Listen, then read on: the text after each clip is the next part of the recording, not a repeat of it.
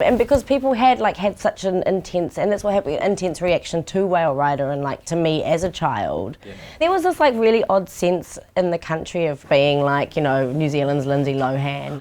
In 2004, she became the youngest ever person to be nominated for Best Actress at the Oscars. Since then, Keisha Castle-Hughes has been on a wild ride, taking her to Star Wars, Game of Thrones, The Walking Dead, and now right into this boxing ring. On the Ropes is the brand new SBS drama, and let's say Keisha Castle-Hughes, she can throw a punch.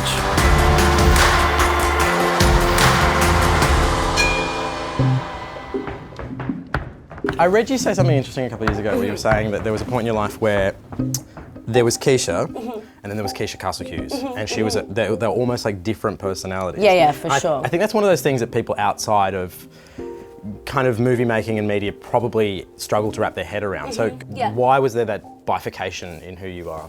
I mean, I definitely feel that still that way, very much like... Who are we talking to now? Yes, like, what's happening? No, I'm very much Keisha here, but there's definitely there's a character of Keisha Castle-Hughes. And I think that a lot of that is like a protective thing, because there's a lot of stuff that, you know, is required in this industry. You know, like, I was thrown into it at such an intense level. Yeah. After Whale Rider and like through that whole period, and you know, we shot the film when I was 11, and by the time like I was at the Oscars I was 13, turning 14. And so I felt really disassociated from myself, and like, you know, people always like, this is it, you must be so excited, and I'd be like, oh yeah, I'm excited because everyone else is excited, you know, like, but I don't really know what this means. And there was a huge part of me that just wanted to be like 13 and go home and go to school and kiss boys. You know, like I was just like, and just being 13, it's shit, you know, like you're pimply and weird and you've got boobs for the first time and it's all just like a horrible experience, and you're doing it in like this really massive world stage, and I was just like... What about the situation where you're at this very early adolescent stage and suddenly you're basically the breadwinner for the family at that point as well. How do you feel about that kind of pressure being put on you at that point? Yeah, I mean, it was just such a huge... I mean, I grew up in a big family and we were like very poor, you know, like, and so it was just such a huge shift.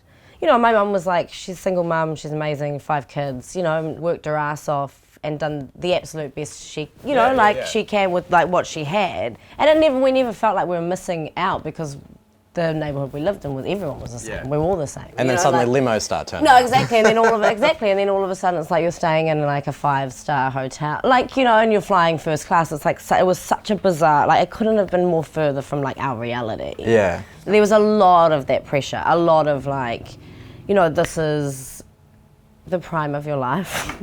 Imagine that. Heaps of people telling you it's the prime of your life when you're 13. I was like, oh, fuck. Yeah, that's gonna fuck you up. It's like, that's not healthy. No. And being like, you need to move to LA and you need to like kind of capitalize on this opportunity, but it was like, there was no way in the fucking world my mum could move us and 5 kids. Just financially. There was no world in which that was ever gonna happen.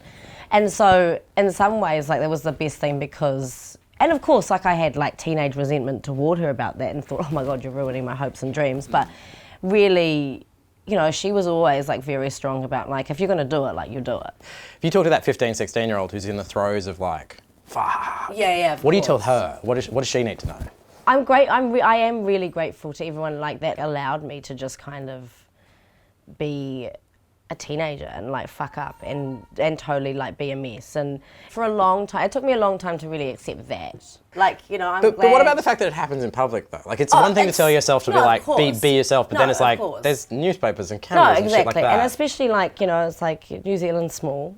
I really felt controlled in New Zealand by the media in terms of how I could live my life, and had so much anxiety around it and so much kind of just constantly in the state of like worrying about and shit that really didn't matter. Like, you know, like I'd just be like at a bar and just be like having a drink, but then I'd think, oh God, if someone took a picture of me, and then would that turn into a thing? Wild child, you know, exactly. Keisha Castle-Hughes. And there was this like really strong narrative of being like, you know, New Zealand's Lindsay Lohan, and there was this like really odd sense in the country of like being like protected by New Zealand, like being the daughter, like it was a really odd New Zealand's most famous daughter. Yeah, like it was this very kind of, and because people had such an intense reaction to Whale Rider and like to me as a child, it would really upset me.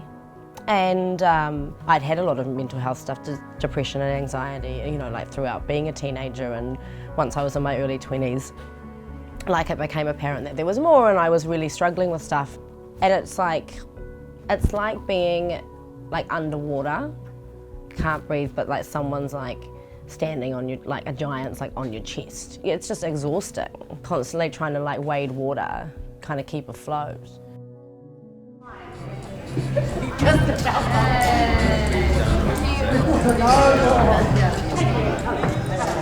Just coming back to the ropes before I leave you. What is it you got most out of this? I assume it's a great character. Yeah, for sure. I assume you got punched a bunch. Yeah, I did. I've been whacked a lot on this show, which is good. I'd love to see the insurance bill on the show. Oh yeah, I know, exactly. The biggest thing for me is like the essence of the project as a whole and like what story are we telling? And like it deals with like a lot of really hard-hitting shit that happens that like it's very rare.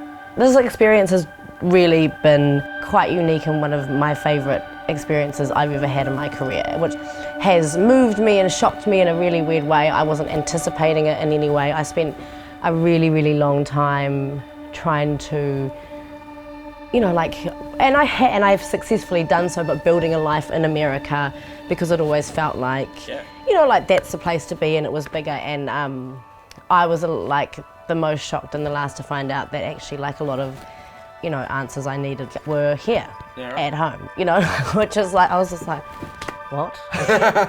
Keisha Castle-Hughes, you're an absolute pleasure to talk to. Thank you. Could literally do this for hours. Thanks so much. so much. Really appreciate your time. Yeah, of course.